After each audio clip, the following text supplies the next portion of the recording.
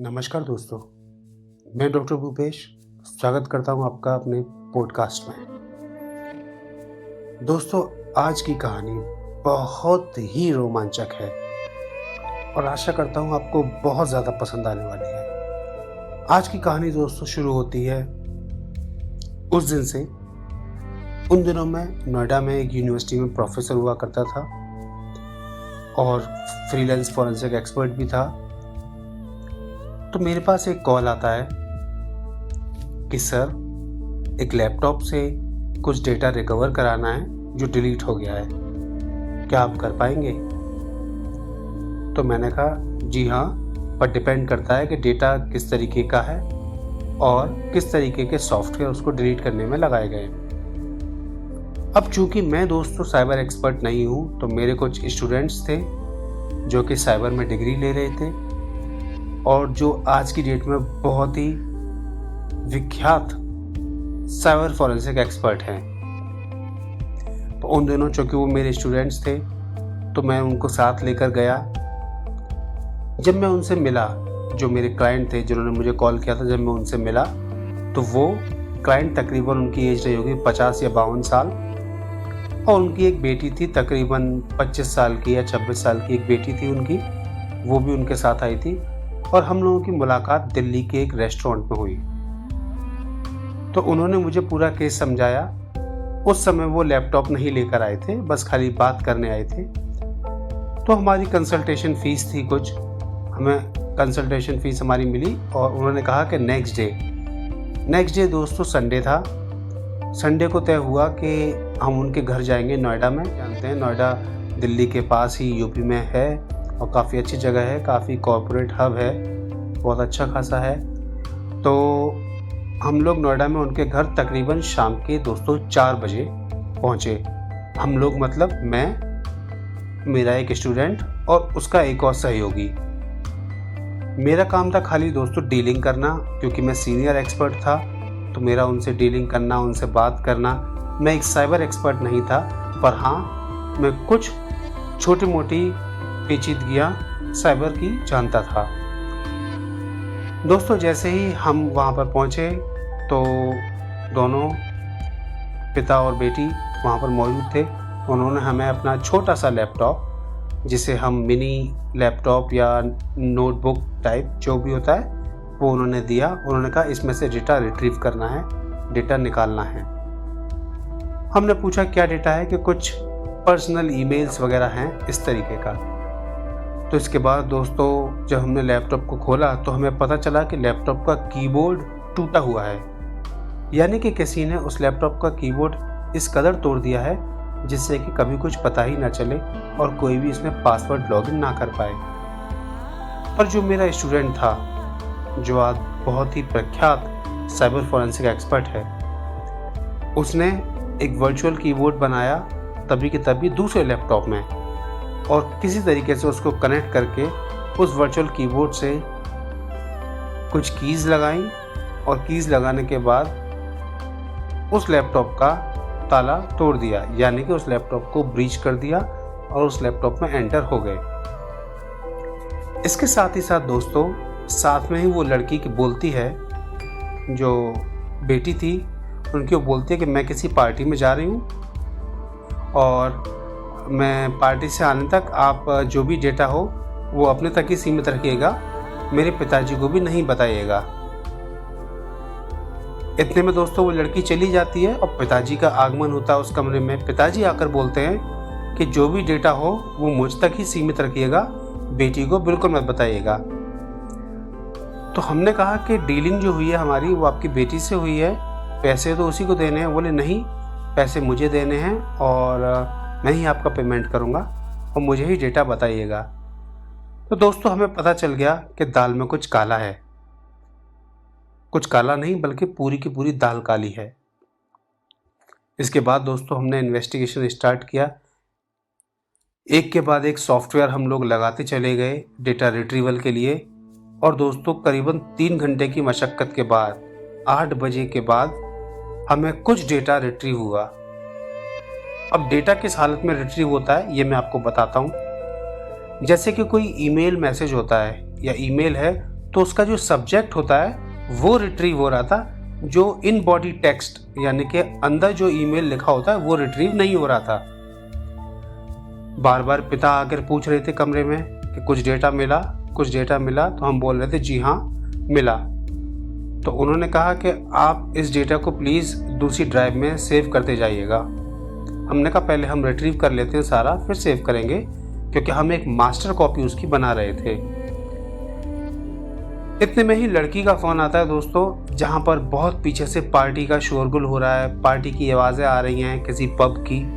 ऐसे ही वो लड़की पूछती है कि डेटा रिट्रीव हुआ? तो हमने उससे बोला जी हाँ हुआ। उसने अपनी जानकारी के लिए बोला क्या आप मुझे बता सकते हैं कि क्या डेटा रिट्रीव हुआ है? तो हमने उसको कुछ ईमेल्स के सब्जेक्ट पढ़ के बताए। अब पता नहीं क्यों दोस्तों वो लड़की घबरा गई। वो लड़की बोलती है कि आप कैसे भी हो सारा डेटा डिलीट कर दीजिए, मैं आपको डबल पेमेंट करूंगी। और दोस्तों मैं यहाँ पे पेमेंट के बारे में बताना नहीं चाहूँगा, हमारी अच्छी खासी पेमेंट की डील हुई थी डेटा रिट्रीव करने की।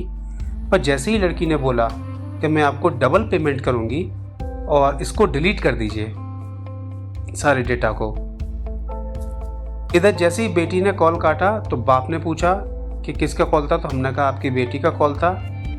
कि वो कब तक आ रही है? हमने कहा हमें नहीं पता, आपको कॉल करके पूछना पड़ेगा कि क्या बोल रही थी। हमने कहा वो कुछ नहीं, बस ऐसे डेटा के बारे में। तो कहता है जो पिताजी थे वो कहते हैं कि किसी भी हालत में डेटा उसके हाथ नहीं लगना चाहिए, डेटा मुझे ही मिलना चाहिए और मैं आपको डबल पैसे दूंगा। तो है ना दोस्तों कितनी रोमांचक बात। पर यहाँ पे हमें थोड़ी सी घबराहट भी हो रही थी। हम सोच रहे थे पता नहीं हम कहाँ फंस गए, किसकी बात सुने, क्या करें, या सबको छोड़ छाड़ के यहाँ से निकल लें। तो बड़े ही असमंजस चल रही थी। इतने में ही दोस्तों हमें लगता है कि देखिए डेटा तो पूरा रिट्रीव हो नहीं रहा है, खाली सब्जेक्ट है। तो हो सकता है कोई ना कोई बेटी की ऐसी चीज़ें हों जो बाद में बरामद हो जाए और जो पिताजी हैं उनको बेटी के खिलाफ यानी कि बेटी की और बदनामी हो और बुराई हो। तो हमने सोचा कि हम बेटी का पक्ष लेंगे, हालांकि हम गलत भी हो सकते थे।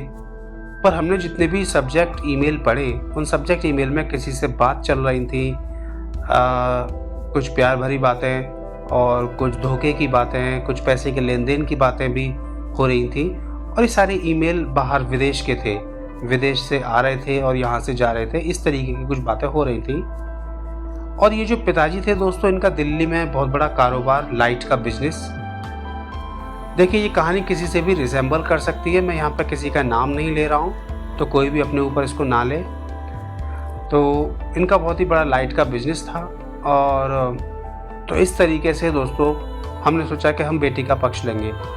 तो अब हमने पिताजी से झूठ बोलना चालू किया कि डेटा जो रिट्रीव हो रहा है वो पूरी तरह से रिट्रीव नहीं हो रहा है और वो साथ के साथ डिलीट होता चला जा रहा है। तो पिताजी को थोड़ा हम पे शक हुआ, क्या हम जानबूझ के ये बोल रहे हैं? तो हमने कहा नहीं, ये आप खुद देख सकते हैं, ये डेटा साथ के साथ रिट्रीव और डिलीट दोनों होता चला जा रहा है। इतने में दोस्तों हमें इंतज़ार था बेटी का, पर हम यही गेम रिट्रीवल का डिलीशन का गेम रात को 11 बजे तक खेलते रहे और वो बेटी नहीं आई। अब हमें हमारी फीस भी चाहिए थी और हमें लग रहा था हम किसकी बात मानते हुए कहाँ फंस गए। इतने में दोस्तों वो लड़की आती है।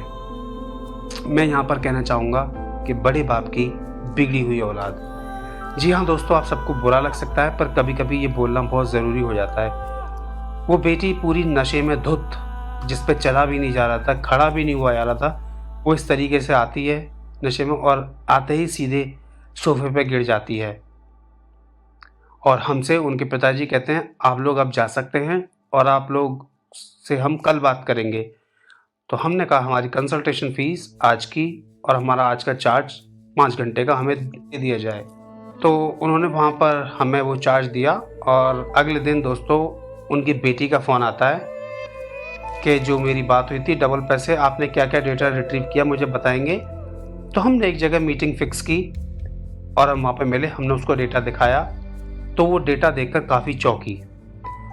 उसने फिर हमसे बोला कि इस लैपटॉप पे ऐसे सॉफ्टवेयर लगाइए कि ये डेटा परमानेंटली डिलीट हो जाए और कोई भी इसको रिट्रीव ना कर पाए। तो हमने उससे कहा सॉरी, हम ये काम नहीं कर सकते, गलत काम नहीं कर सकते, आपने ऑलरेडी इस पे इतने सॉफ्टवेयर लगाए हुए हैं, क्योंकि हमें ये पता चल चुका था दोस्तों किस डेट में डेटा डिलीट किया गया है, कौन सा सॉफ्टवेयर लगा कर डेटा डिलीट किया गया है। तो सारा लॉग, जितनी भी लॉग फाइल्स सारी सामने आ गई थी। हमने कहा आपने इतने सॉफ्टवेयर इस पर लगा दिए हैं कि अब डेटा कभी भी रिट्रीव नहीं हो सकता। हालांकि ये हमने उसका दिल रखने के लिए कहा था, अगर कोई भी CBI वाले चाहें तो अच्छे टूल्स लगा के FTK यानी कि फॉरेंसिक टूल किट वगैरह जो होती है, NKS, ये सारी टूल किट लगा के डेटा रिट्रीव कर सकते हैं। पर हमने उससे बोला कि कोई भी डेटा रिट्रीव अब नहीं होगा, ऑलरेडी सॉफ्टवेयर से डिलीट हो चुके हैं। तो इस तरीके से दोस्तों हमने वहाँ पर डबल फीस ली। पर उसने जो हमसे लास्ट में बात बोली वो हमारे कान खोल गई, आँख खोल गई। उसने हमसे बस ये कहा कि कभी भी ऐसा केस सॉल्व करने से पहले प्लीज़ आप लड़की की बात ज़रूर सुने, जैसे आपने मेरी सुनी है कि मेरे पिता ही मेरे खिलाफ एक्शन लेने पर तुले हुए हैं और मेरे पिता मुझे जेल भेजना चाहते हैं। तो हमने कहा कुछ ना कुछ आपने ऐसा किया होगा। तो उसने यही बोला, क्या प्यार करना गुनाह है? क्या किसी के साथ रहना गुनाह है? क्या ये सब चीज़ें गुनाह हैं? तो मेरा इस ज़िंदगी में अपना अस्तित्व ही क्या है? तो दोस्तों इसके बाद हमें लगा कि शायद हमने कुछ सही काम किया है, और एक पिता की तरफ से देखें तो हमने कुछ गलत काम किया।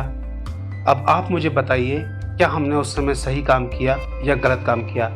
कभी कभी हम ना चाहते हुए भी ऐसी असमंजस में पड़ जाते हैं, ऐसे मोड़ पर आकर खड़े हो जाते हैं जहां हमें ना तो ये दिखाई पड़ता है कि सही क्या है और ना ही ये दिखाई पड़ता है कि गलत क्या है, और ऊपर से कुछ पैसे कमाने का अवसर, वो भी सही रास्ते से। हमारा जो काम था फॉरेंसिक का, डेटा रिट्रीवल का, हमें डेटा रिट्रीव करना था, तो काम हम सही कर रहे थे, पर किसके लिए सही कर रहे थे और किसके लिए गलत कर रहे थे, ये मैं आज तक भी सोचता हूँ दोस्तों। और ऐसे हज़ारों केस है मेरे पास जिसमें मैं कई बार सोचने में मजबूर हो जाता हूँ, क्या मैंने वो सही किया या क्या गलत किया। पर कहीं ना कहीं जब मैं शांति से इस बात को सोचता हूँ कि मैंने केस सॉल्व करके दिया और उसके बाद किसी को नुकसान नहीं हुआ, तो फिर मैं सोचता हूँ कि हाँ, मैंने सही किया। आपका क्या कहना है इस बारे में दोस्तों? मुझे ज़रूर बताइएगा लिखकर कमेंट में। बहुत बहुत धन्यवाद। आशा करता हूँ आपको ये पॉडकास्ट बहुत पसंद आया होगा।